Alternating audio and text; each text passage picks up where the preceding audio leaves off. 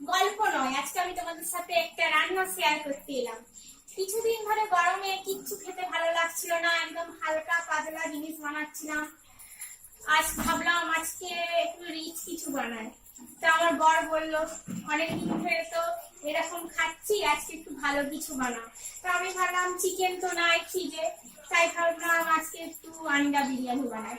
তো দেখো আমি কিভাবে প্রথমে আন্ডা কারি বানাই।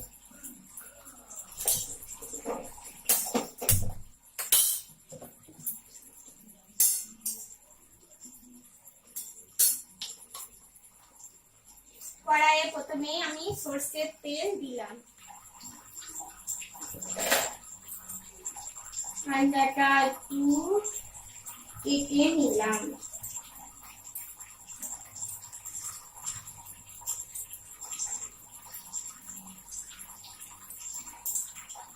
চলো আমরা প্রথমে আন্ডাগুলোকে ফ্রাই করে নিই। হ্যাঁ, ফ্রাই করার সময় একটু হলুদ তো চাই,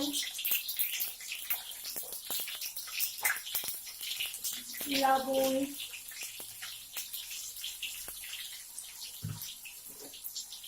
আন্ডাগুলো ফ্রাই হোক।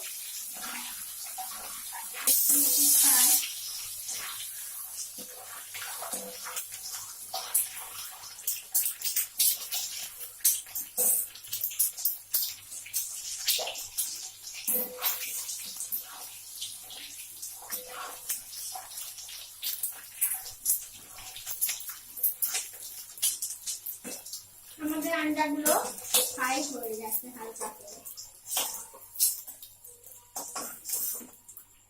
তারপর আমি এতে দেবো তেজপাতা,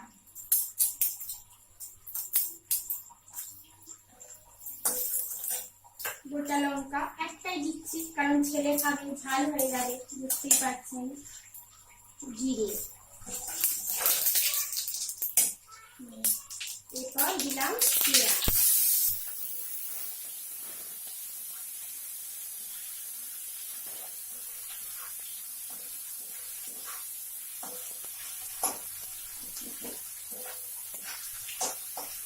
পেঁয়াজগুলো হালকা ফ্রাই হোক।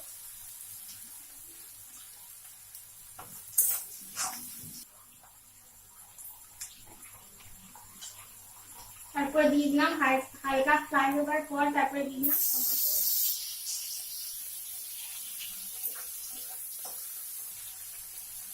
এতে আমার পেস্ট করা আছে রসুন, আদা আর পেঁয়াজ। পেঁয়াজ দিচ্ছি কারণ গ্রেভির জন্য। হ্যাঁ,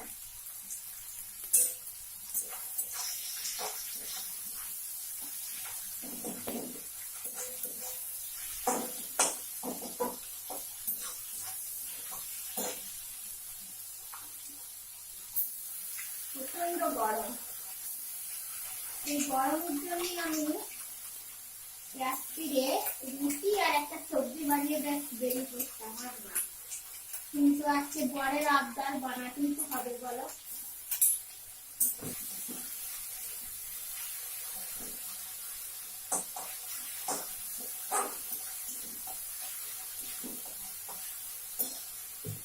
দেব হলুদ দেবো, তারপরে দেবো জিরে গুঁড়া, ঠিক আছে হলুদ দিই, ব্যাস আমার মনে হয় সেম উঠে গেছে।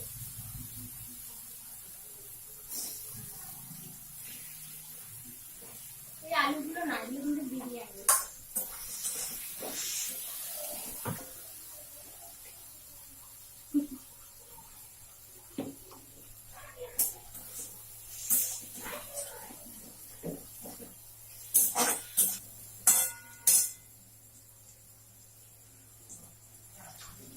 সামান্য জল দিয়ে দিই।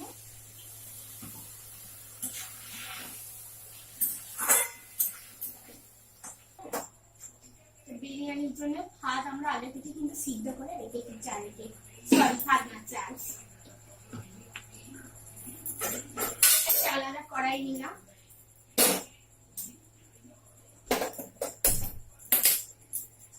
এতে সাদা তেল আর ঘি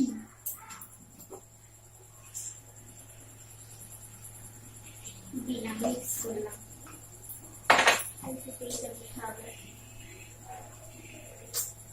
ব্যাস, আলুটা আগে থেকে ফুড কালার দিয়ে সিদ্ধ করে রাখা আছে।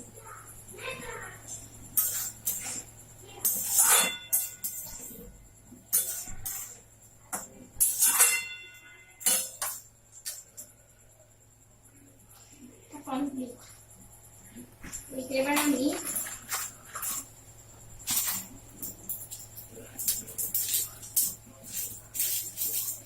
বিরিয়ানি মশলা দিয়ে বন্ধ করলাম।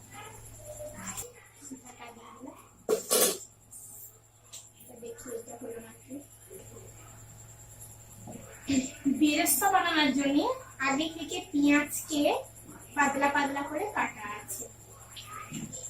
এটা এবার আমি ফ্রাই করবো তেলেটা, মানে ছেঁকে তুলবো।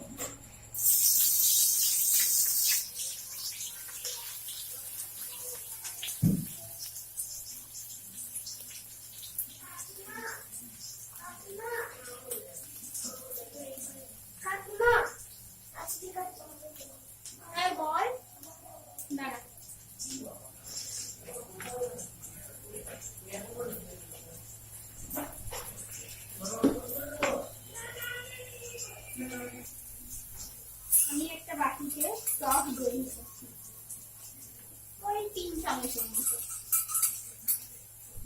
এতে আমি মেশালাম এটা রোজ এসেন্স।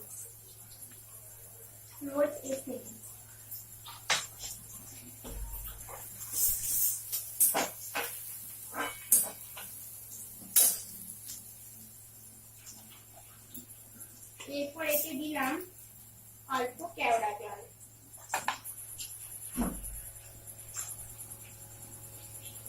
অল্প।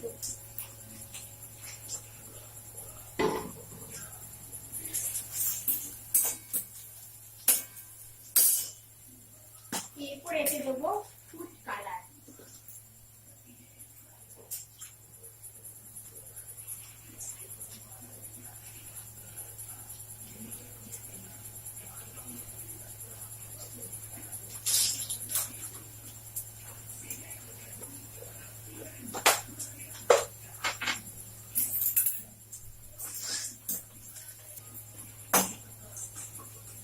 আস্তে আস্তে করে এগুলো তুলে নিলাম।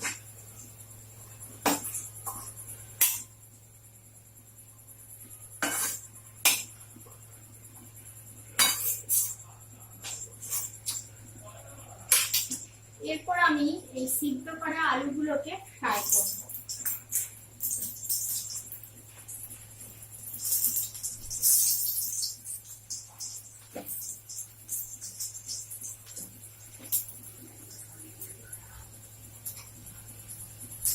আগে থেকে সিদ্ধ করবার সময় হালকা লবণ দিয়েছিলাম, কিন্তু এখন আবার একটু দেবো, কারণ ভিতরে ভালো করে যাবার জন্য শুকিয়ে যাবে ভিতরে।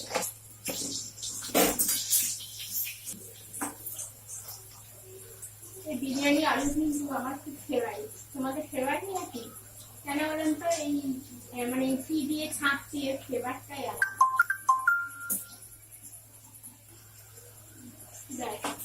আলুগুলো হয়ে গেছে।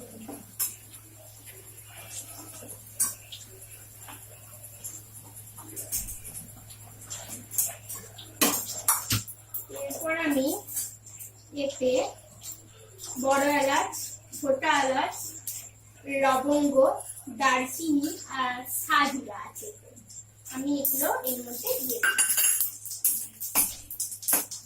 এগুলো হয়ে গেছে। এর মধ্যে বিরিয়ানি মশলা অ্যাড করলাম।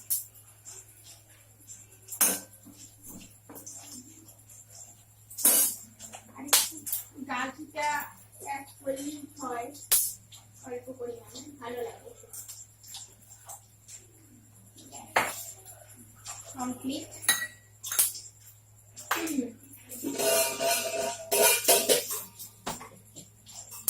এরপর আমি এতে সাজাবো এটার মধ্যে, অনেক করলে এটার মধ্যে করে অল্প করে।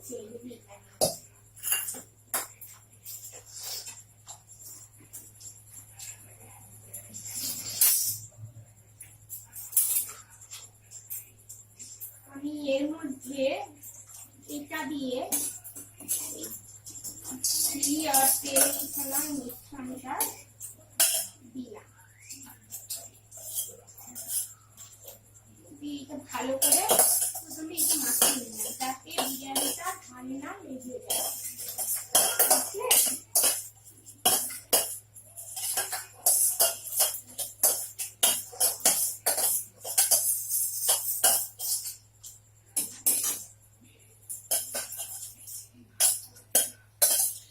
আমাদের এটা মেশানো হয়ে গেছে,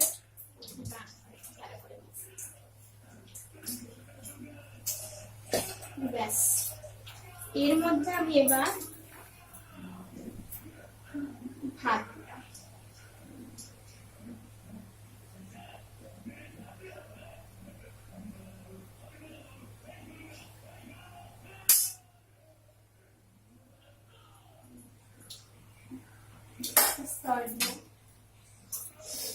আলু, বেরেস্তা, দইয়ের মিশ্রণটা,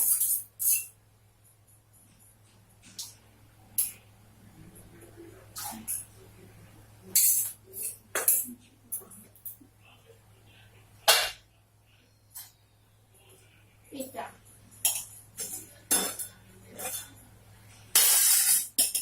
বেসনটা কিভাবে ভরছে, বিরিয়ানি করলে এই জ্বালা।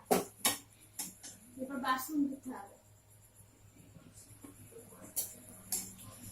আস্তে আস্তে কারি দিলাম, হালকা করে বিরিয়ানি মশলা, এরপর আমি দিলাম আবার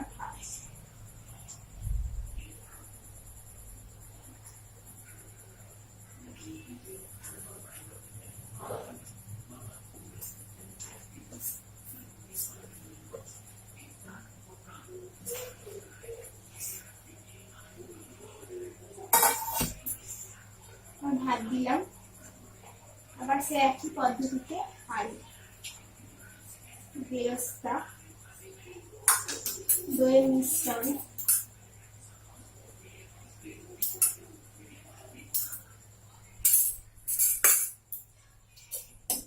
আন্ডা কারি,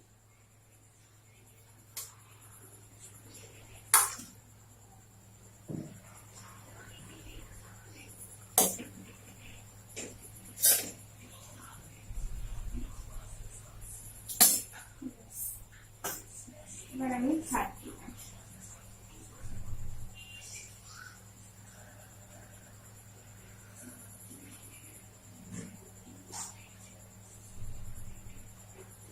হ্যাঁ, আর একটা জিনিস বলা হয়নি, সরি। এই ভাতটা যখন আমি সিদ্ধ করছিলাম ওর মধ্যে হাফ চামচ লবণ, ছোট এলাচ, দারচিনি, লবঙ্গ, তেজপাতা, অল্প কেওড়া জল আর এই গোলাপ এসেন্সটা দিয়ে সিদ্ধ করেছিলাম যাতে ভাতটা একটা স্মেল হয়।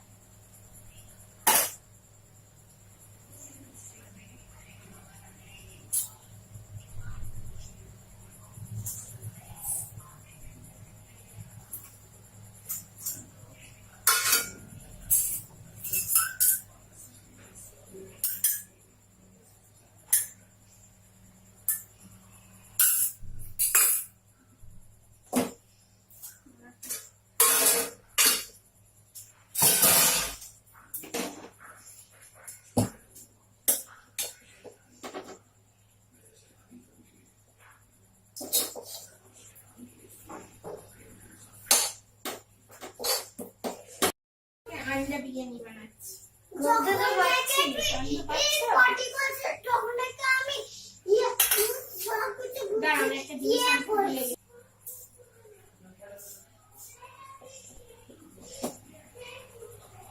ওকে বলে দাও কেন,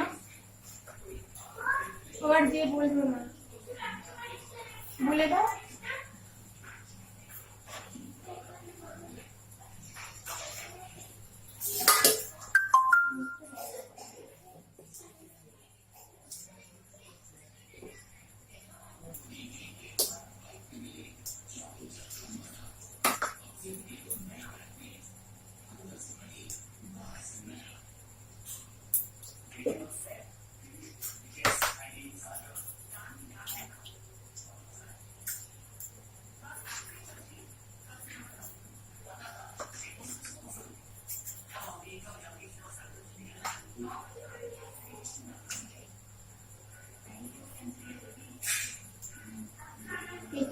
ভালো করে বন্ধ করে দিলাম। আর আমি জল দিলাম।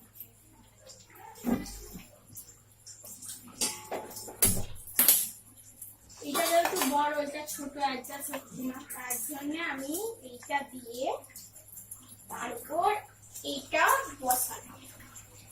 বুঝলে? এরপর এইটা 15 মিনিট এরকম হবে। বন্ধুরা, আমি আবার চলে এসেছি। 15 মিনিট হয়ে গেছে। তার মধ্যে আমার সমস্ত বাসন, সমস্ত কিচেন সব পরিষ্কার হয়ে গেছে। দেখি এবার আমরা এটা খুলে দেখি কি অবস্থায় এটা আছে। না দারুণ গন্ধ এসেছে। হয়ে গেছে। কেমন হয়েছে?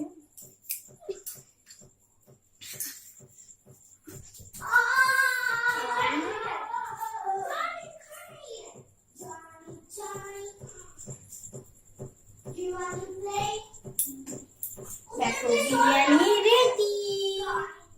ঠিক আছে, এখানের মতোই আমরা ভিডিওটাকে ক্লোজ করছি। আবার নেক্সট বারে তোমাদের সাথে দেখি কি নিয়ে আসা যায়। ভালো থেকো, আমিও ভালো থাকবো। বাই।